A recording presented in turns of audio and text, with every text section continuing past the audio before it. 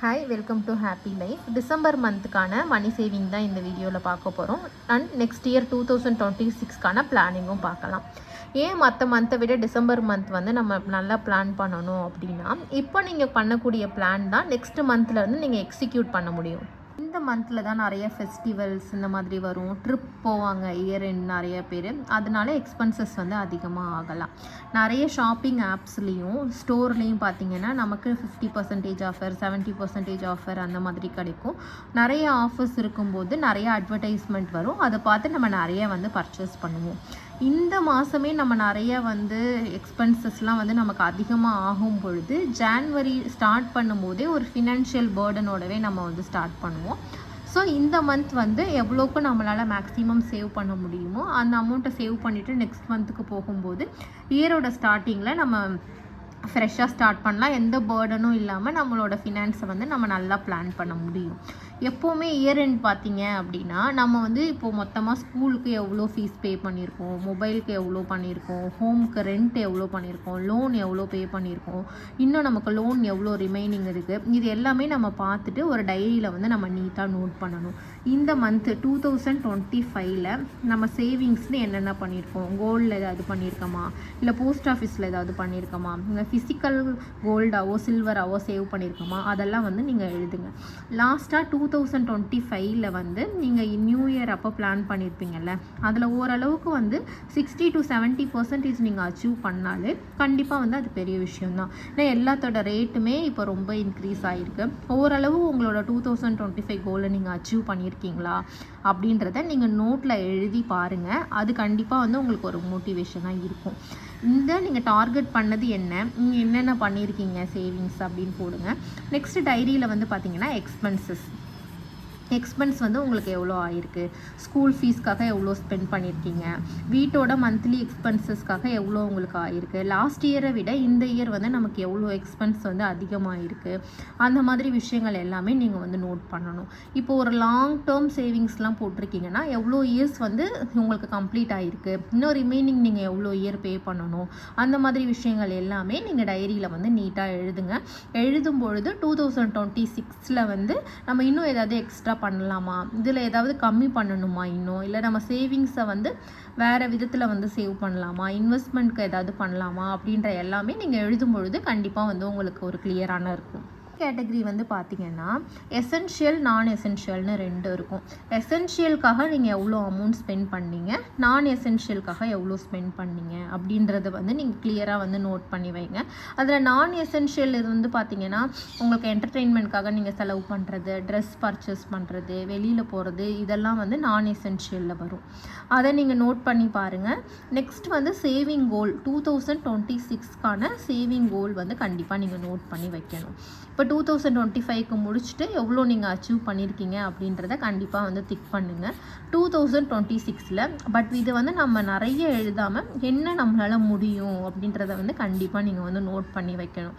Note பண்ணிவிட்டு அதை ஒரே இதுவாக பண்ணாமல் அதை வந்து ஸ்ப்ளிட் பண்ணணும். ஃபார் எக்ஸாம்பிளுக்கு இப்போ வந்து ஒரு 10 கிராம் வந்து ஃபிசிக்கல் கோல்டு வந்து நான் எடுக்கணும் அப்படின்னா நீங்கள் மந்த்லி 1 கிராமாக அதை வந்து ஸ்ப்ளிட் பண்ணணும். இப்போ 12 மாதம் இருக்குன்னா 1 மாதம் 2 மாதம் நமக்கு ஃபெஸ்டிவல் டைமில் இதிலலாம் எக்ஸ்ட்ரா நமக்கு வந்து செலவுகள் வந்து ஆகலாம். அதனால் அந்த கோலை வந்து ஸ்ப்ளிட் பண்ணணும். இப்போ ஒரு 50,000 சேவ் பண்ணணும் அப்படின்னு நினைக்கிறீங்கன்னா அதுவும் அப்போ நம்ம மந்த்லி எவ்வளோ அமௌண்ட் வந்து எடுத்து வைக்கணும், இப்போ மந்த்லி 4,000 கண்டிப்பாக நம்ம எடுத்து வைக்கணும். அந்த மாதிரி நீங்கள் ஸ்ப்ளிட் பண்ணணும். சேவிங் கோல் 2026க்கானது கண்டிப்பாக ஃப்ரெஷ்ஷாக நீங்கள் ஒரு டைரியிலையோ நோட்லேயோ இல்லை பிளானரோ போட்டு எழுதி வைங்க. நல்லா கலர்ஃபுல்லாக எழுதி வைங்க. உங்களுக்கு எந்த மாதிரி வேணும், எதெல்லாம் நீங்கள் அச்சீவ் பண்ணணும்னு நினைக்கிறீங்க, இல்லை உங்களோட செல்ஃப் க்ரோத்துக்காக நீங்கள் என்ன பண்ணணும்னு நினைக்கிறீங்களோ, சேவிங்ஸ் மட்டும் இல்லாமல் இல்லை ஒரு ஹேபிட்டை வந்து நீங்கள் ரெகுலராக மாற்றணும் அப்படின்னு நினைக்கிற எல்லாத்தையுமே அழகாக உங்களோட 2026 கோல் அப்படின்னு போட்டு ஒரு நோட்டில் எழுதுங்க. முன்னாடி சொன்ன விஷயங்கள் எல்லாமே நீங்கள் நியூ இயருக்கு முன்னாடியே பிளான் பண்ணி வைக்கணும். அப்போ தான் நீங்கள் ஃப்ரெஷ்ஷாக வந்து ஸ்டார்ட் பண்ண முடியும். நெக்ஸ்ட்டு வந்து 10 days நோ ஸ்பெண்ட் சேலஞ்சுன்னு ஒன்று டிசம்பரில் நீங்கள் ஸ்டார்ட் பண்ணிக்கலாம். இல்லை நீங்கள் அதை 5 days கூட மாற்றிக்கலாம், இல்லை 7 days கூட மாற்றிக்கலாம். அது உங்களோட விருப்பம். 1 week 1 வீக் ஃபுல்லாக நீங்கள் கூட எடுத்துக்கலாம். அதாவது அந்த 10 டேஸில் நீங்கள் ஒரு சிங்கிள் ருப்பி கூட ஸ்பெண்ட் பண்ணாமல் இருக்கணும். அது 7ஓ 5ஓ உங்களுக்கு தகுந்த மாதிரி அந்த டேயை வந்து நீங்கள் ஃபிக்ஸ் பண்ணிக்கோங்க. உங்ககிட்ட என்ன இருக்கோ அதை வச்சு நீங்கள் எல்லாத்தையுமே மேனேஜ் பண்ணுற மாதிரி இருக்கணும். அந்த ஒரு 7 டேஸோ 10 டேஸ்லேயோ நீங்கள் வந்து ஆர்டர் பண்ணுறது, கடையில் வாங்குறது, அந்த மாதிரி எந்த விஷயமுமே பண்ணக்கூடாது. அந்த மாதிரி வீக்லி ஒரு 7 to 10 டேஸ் வந்து நோ ஸ்பெண்ட் சேலஞ்சுன்னு நீங்கள் எடுத்துகிட்டு எதுவுமே வந்து பர்ச்சேஸ் பண்ணாமல், ஆன்லைனில் ஆர்டர் பண்ணாமல், எதுவுமே வாங்காமல் இருக்கிறதுக்கு வந்து ட்ரை பண்ணுங்கள். நீங்கள் முன்னாடியே கூட பிளான் பண்ணி வாங்கி வச்சுக்கலாம். பட் நீங்கள் பிளான் பண்ணுற அந்த 10 டேஸ் வந்து எதுவுமே ஸ்பெண்ட் பண்ணாமல் இருக்கணும். 7 டேஸ் பண்ணுறீங்கன்னா எதுவுமே ஸ்பெண்ட் பண்ணாமல் இருக்கணும். அதாவது நெசசரின்னு ஒன்று இருக்குது. இப்போ ஹாஸ்பிட்டல் எமர்ஜென்சி வரலாம், இந்த மாதிரி விஷயங்களுக்கெல்லாம் நீங்கள் வந்து பண்ணலாம். எக்ஸ்ட்ரா அன்வான்டாக தேவையில்லாத செலவுகள் அதை மட்டும் இந்த நோ ஸ்பெண்ட் சேலஞ்சில் வந்து பண்ணாமல் இருக்கிற மாதிரி பாருங்கள். எப்போவுமே நமக்கு நிறைய திங்ஸ் இருக்கும் பொழுது அதை மேனேஜ் பண்ணுறதும் கஷ்டம், அதை மெயின்டைன் பண்ணுறதுக்கான டைமும் நமக்கு வேஸ்ட்டு. நிறைய பேர் வீட்டில் வந்து பார்த்திங்கன்னா யூஸ் பண்ணாத திங்ஸே வந்து பின்னாடி தேவைப்படும் அப்படின்னு சொல்லிட்டு ஒரு காட்டன் பாக்ஸில் போட்டு நம்ம பேக் பண்ணி வச்சுப்போம். அது மாதிரி பண்ணும்பொழுது நமக்கு நெகட்டிவ் எனர்ஜியும் நிறையா வரும் அப்படின்னு சொல்கிறாங்க. 1 இயராக உங்களுக்கு தேவைப்படாத பொருள் மேக்ஸிமம் திரும்ப உங்களுக்கு எகெயின் தேவைப்படாது. அதெல்லாம் நீங்கள் முடிஞ்ச அளவுக்கு சேல் பண்ண முடியும் அப்படின்ற பொருளை வந்து நீங்கள் சேல் பண்ணிவிடுங்க. தேவையில்லாத பொருளை வேறு யாருக்காவது யூஸ் ஆகும்னா நீங்கள் டொனேட் பண்ணிவிடுங்க. திங்ஸ் வந்து உங்களுக்கு எவ்வளோக்கு எவ்வளோ கம்மியாக இருக்கோ உங்கள் லைஃப் வந்து அவ்வளோக்கு அவ்வளோ ஈஸியாக இருக்கும். நமக்கு என்ன தேவையோ அதை மட்டும் வச்சுட்டு எக்ஸ்ட்ரா இருக்கிறது, உடஞ்சி போனது, ரொம்ப பழசானது, நமக்கு யூஸ் இல்லாதது, தேவையில்லாமல் நம்ம வாங்கியிருப்போம், அதெல்லாம் வந்து எந்த விதமான கில்ட்டும் இல்லாமல் தயவு செஞ்சு என்ன பண்ணணுமோ செல் பண்ணுறதை பண்ணிவிடுங்க, டொனேட் பண்ணுன்றதை டொனேட் பண்ணிவிடுங்க, த்ரோ பண்ணுன்றதை த்ரோ பண்ணிவிடுங்க. இந்த மாதிரி ஒரு 3 பெரிய கவர் எடுத்துக்கோங்க நீங்கள், இல்லை ஒரு பாக்ஸ் எடுத்துக்கலாம். செல், டொனேட், த்ரோ அப்படின்னு வந்து போட்டுட்டிங்க, டஸ்ட்பினில் போடுறது அப்படின்னு 2ஆக பிரிச்சுட்டிங்கன்னா அழகாக ஒவ்வொரு ஏரியாவாக நீங்கள் ஜான்வரிக்குள்ளே கிளியர் பண்ணிடலாம். கிளியர் பண்ணிவிட்டு மினிமலிசம் கான்செப்ட்னு நீங்கள் யூடியூப்பில் சர்ச் பண்ணிங்கனாலே அதை பற்றின நிறைய வீடியோஸ் வந்து உங்களுக்கு வரும். அந்த மாதிரி இருக்கும்போது லைஃப் வந்து உங்களுக்கு ஈஸியாக இருக்கும். இந்த க்ளீனிங்காக, அதை எடுத்து வைக்கிறதுக்காக அப்படின்ட்டு இருக்கிற டைம் வந்து உங்களுக்கு ரொம்ப வந்து சேவ் ஆகும். ஜார் மெத்தட் பற்றி வீடியோ போடுங்க அப்படின்னு சொல்லிட்டு நிறையா பேர் கேட்டிருந்தீங்க. ஜார் மெத்தட்னால் ஒன்றும் இல்லை, நம்ம அம்மாக்கள்லாம் பாக்ஸில் போட்டு வச்சு பர்ஸில் போட்டு வச்சு செலவு பண்ணுவாங்க இல்லையா, இதுவும் அதே மாதிரி தான். உங்களுக்கு வர சேலரியை நீங்கள் ஸ்ப்ளிட் பண்ணணும். 40, 50, 10 இந்த மாதிரி நீங்கள் ஸ்ப்ளிட்டப்ஸ் வந்து எவ்வளோ பர்சன்டேஜில் வேணாலும் வச்சுக்கலாம். உங்களோட அமௌண்ட் சேலரியிலேருந்து 40% வந்து சேவிங்ஸ்க்கு போயிடணும். அது ஒரு ஜார். ஸ்பெண்ட் பண்ணுற அமௌண்ட்டை எடுத்து தனியாக வச்சுக்கோங்க. அதுலேருந்து மட்டும்தான் நீங்கள் ஸ்பெண்ட் பண்ணணும். வேறு எதுலேருந்தும் இந்த சேவிங்ஸ்லேருந்தோ இந்த 10%லேருந்தோ எடுத்து செலவு பண்ணக்கூடாது. உங்களோட எல்லா ஸ்பெண்டிங்கையும் இந்த 50%க்குள்ளே முடிச்சுக்கணும். அதை நீங்கள் தான் வந்து கேட்டகரைஸ் பண்ணணும், எதுக்கு எவ்வளோ அமௌண்ட் நீங்கள் ஸ்பெண்ட் பண்ண போகிறீங்கன்னு. உங்களோட க்ரோத்துக்காக கண்டிப்பாக உங்கள் சேலரியில் 10% வந்து செலவு பண்ணணும்.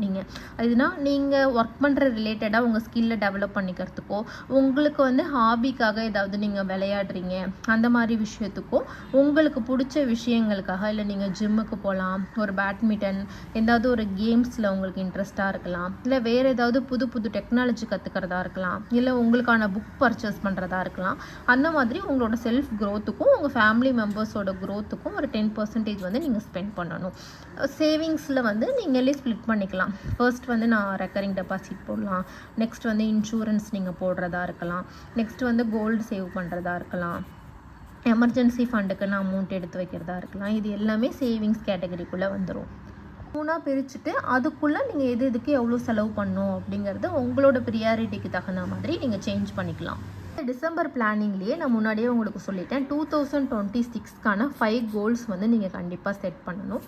அது சேவிங்ஸ் ரிலேட்டடாக இல்லை, உங்களோட பர்சனாலிட்டி டெவலப்மெண்ட்டாக இருக்கலாம், உங்களோட ஹேபிட்ஸை டெய்லி ஹேபிட்ஸை நீங்கள் டெவலப் பண்ணுறதா இருக்கலாம், உங்கள் நாலேஜ் டெவலப் பண்ணுறதா இருக்கலாம். எனி கோல்ஸ் 5 கோல்ஸ் வந்து நீங்கள் கண்டிப்பாக செட் பண்ணணும். அதை நீங்கள் ரிட்டனாக கண்டிப்பாக ஒரு டைரியிலையோ பிளானர்லேயோ நீங்கள் எழுதி வைக்கணும். இப்படி எழுதி வைக்கும் பொழுது தான் அதை எக்ஸிக்யூட் பண்ணுறதுக்கான பிளானிங் வந்து நம்மக்கிட்ட இருக்கும். ஸோ ஹேண்ட் ரிட்டனாக நீங்களே எழுதுங்க. அது மாதிரி ஆட்டோ சேவிங்ஸ் அப்படின்னு ஒன்று வந்து செட் பண்ணி வைங்க. ஏன்னா எல்லாருக்குமே இப்போ உங்களுக்கு அக்கௌண்ட்டில் தான் வந்து சேலரி எல்லாமே வரும். அக்கௌண்ட்டில் இப்போ உங்களுக்கு 5th வந்து சேலரி கிரெடிட் ஆகுது அப்படின்னா 5th அன்னைக்கோ இல்லை 6 or 7 அன்னைக்கோ உங்கள் அக்கௌண்ட்டில் இருந்து ஆட்டோமேட்டிக்காக வந்து சிப்புக்கோ இல்லை பேங்க் ஆர்டிக்கோ இல்லை பிஎல்ஐக்கோ பிபிஎஃப்கோ இல்லை நீங்கள் அதிகமாக யூஸ் பண்ணாத ஃப்ரீக்வெண்ட்டாக வந்து ஆன்லைன் டிரான்சாக்ஷன் பண்ணாத மாதிரி இன்னொரு பேங்க் அக்கௌண்ட்டுக்கோ ஒரு பர்டிகுலர் அமௌண்ட் வந்து போகிற மாதிரி பார்த்துக்கோங்க. மீதி இருக்கிற அமௌண்ட் தான் உங்கள் சேலரி அப்படின்றத வச்சுட்டு நீங்கள் வந்து பட்ஜெட் பிளான் பண்ணுங்கள். அப்படி பண்ணும்பொழுது கொஞ்சம் இயர்ஸில் வந்து ஒரு நல்ல அமௌண்ட் சேவ் பண்ணியிருக்க முடியும் நீங்கள். ஸோ ஆட்டோ சேவிங்ஸ்னு ஒன்று கண்டிப்பாக மினிமம் ஒரு 1000 rupees 500 rupees இருந்தால் கூட அந்த ஆட்டோ சேவிங்ஸை வந்து கரெக்டாக நீங்கள் பண்ணிட்டு வரும்போது ஒரு நல்ல அமௌண்ட் வந்து ஃப்யூச்சரில் உங்களுக்கு சேவ் ஆகிருக்கும். அதை நீங்கள் எமர்ஜென்சி ஃபண்டாக கூட யூஸ் பண்ணிக்கலாம். இல்லை நான் சொன்ன விஷயங்கள்லாம் வந்து நீங்கள் ஃபாலோ பண்ணீங்க அப்படின்னா கண்டிப்பாக வந்து 2026 நீங்கள் ஹாப்பியாக என்ட்ராவீங்க. ஸோ நீங்கள் எல்லாமே ஃபர்ஸ்ட் வந்து ஹேண்ட் ரிட்டனாக எழுதுங்க. இந்த இயர் நீங்கள் எவ்வளோ சேவ் பண்ணியிருக்கீங்க, இந்த இயர் லோன் எவ்வளோ முடிச்சிருக்கீங்க, இல்லை இந்த இயர் புதுசாக வேறு ஏதாவது ஒரு விஷயத்துக்காக கடன் வாங்கியிருந்தால் கூட அதுவும் எழுதுங்க. இதை க்ளோஸ் பண்ணுறதுக்கான பிளான் என்ன அப்படின்றதையும் எழுதுங்க. 2025 என்ன பிளான் பண்ண போகிறோன்னு உங்கள் கிட்ஸ் உங்கள் ஃபேமிலி மெம்பர்ஸ் எல்லாருமே சேர்ந்து ஒரு கோல் மாதிரி எழுதி கூட நீங்கள் வாலில் கூட பேஸ்ட் பண்ணிக்கலாம். அதை பார்க்கும்போது இன்னமும் உங்களுக்கு மோட்டிவேஷனாக இருக்கும். ஹோப் இந்த வீடியோ உங்களுக்கு யூஸ்ஃபுல்லாக இருந்திருக்கும் அப்படின்னு நினைக்கிறேன். இருந்துச்சுன்னா நம்ம சேனலை வந்து சப்ஸ்கிரைப் பண்ணிக்கோங்க. அண்ட் வந்து ப்ரிடிக்ஷன் பற்றி நிறையா பேர் கேட்குறீங்க. நேற்று ஈவினிங் வந்து ரேட் சேஞ்ச் ஆச்சு, கொஞ்சம் டவுன் ஆச்சு. இப்போது ட்ரெண்ட் படி பார்த்தா டவுன் ஆகிற மாதிரி தான் இருந்துச்சு. நேற்று மார்னிங் ரேட்டை கம்பேர் பண்ணும்பொழுது இன்றைக்கி வந்து கோல்டு ரேட் கம்மி தான். அதுதான் நம்ம மார்க்கெட்டில் வந்து செக் பண்ண முடியும். இன்றைக்கி கம்மியாக இருக்குது. பட் நேற்றோட ஈவினிங் ரேட்டை கம்பேர் பண்ணும்பொழுது கொஞ்சம் அதிகமாக இருக்குது. நான் இப்போ டவுன் அப்படின்னு சொல்லி ஸ்டேட்டஸ் போட்டு அப்படின்னா மார்னிங் ஒரு 20 rupees ஹையாக இருக்கும் பொழுது கமெண்ட்டில் என்ன கேட்குறீங்க அப்படின்னா, நீங்கள் வந்து டவுனுன்னு போட்டதை பார்த்துட்டு நான் சீட்டு பே பண்ணிட்டேன் இப்படி அதனால் இப்போ வந்து நீங்கள் தப்பாக கைட் பண்ணுறீங்க அப்படின்ற மாதிரிலாம் கமெண்ட் வருது. 100% அக்யூரேட்டாக நம்மளால் சொல்லவே முடியாது. சிலர் வந்து சொல்லலாம், பட் வந்து அவங்க ஷேர் மார்க்கெட் இதெல்லாம் பார்த்துட்டு சொல்லியிருக்கலாம். RH சிஸ்டர் எங்கன்னு கேட்குறீங்க, நான் மெயில் பண்ண ரிப்ளை இல்லை. இப்படி நான் ஸ்டேட்டஸ் போடும்பொழுது இதை பார்த்து சீட்டு பே பண்ணிடுறேன் அந்த மாதிரி சொல்கிறீங்க. அதனால தான் நான் வந்து ப்ரெடிக்ஷன் போடுறதில்ல. இப்போ ரேட் டிஃப்ரென்ஸ் வந்து ஒரு 100 rupees கிட்ட இருக்கும் பொழுது நான் கன்ஃபார்மாக டவுன் அப்படின்னு சொல்லி போடலாம்.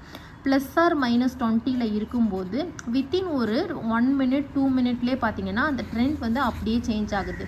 ப்ளஸில் இருக்கிறது மைனஸில் போகுது, மைனஸில் இருக்கிறது ப்ளஸில் வந்துடுது. அதனால் அக்யூரேட்டாக என்னால் சொல்ல முடியல. ரேட்டில் அவ்வளோ ஃப்ளக்சுவேஷன்ஸ் வந்து இருக்குது. நான் மார்னிங் கண்டிப்பாக வந்து 9:30 to maximum 9:35 gold and silver rate ரெண்டுமே அப்டேட் பண்ணிடுறேன். ஆப்பில் வந்து பார்த்திங்கன்னா ஷாப்போட ஆப்பில் 10 மணிக்கு தான் வந்து ரேட் அப்டேட் பண்ணுறாங்க. ஸோ நான் கன்ஃபார்மாக அப்டேட் பண்ணுற ரேட்டை பார்த்துட்டு அதுக்கப்புறமா நீங்கள் வந்து சீட்டு பே பண்ணுங்கள். மார்னிங் வந்து நிறைய பேர் கமெண்ட் பண்ணியிருந்தீங்க, இதை நான் வீடியோவில் சொல்லிடலாம் அப்படின்றதுக்காக தான் ரிப்ளை பண்ணலை.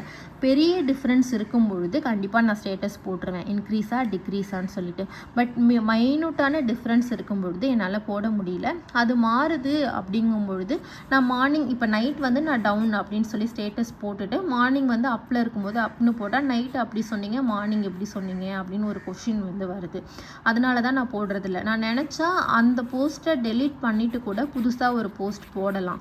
இல்லை அதையே கூட நான் எடிட் பண்ணி கூட யாரோ வந்து மாற்ற முடியும். இருந்தாலும் நைட்டு இருந்த ஸ்டேட்டஸ் அது அப்படின்றதால தான் அந்த ஸ்டேட்டஸ் அப்படியே இருக்கும்போதே புதுசாக நான் வந்து ஒன்று போடுறேன். அப்பயும் நிறையா பேர் இப்படி கேட்கும்போது ரொம்பவே ஹர்ட் ஆகுது. அதனால தான் நான் ரேட் மட்டும் அப்டேட் பண்ணிக்கலாம் அப்படின்னு சொல்லி முடிவு பண்ணியிருக்கேன். ரேட் டிஃப்ரென்ஸ் இருந்துச்சுன்னா நான் கண்டிப்பாக அப்டேட் பண்ணுறேன். தேங்க்யூ.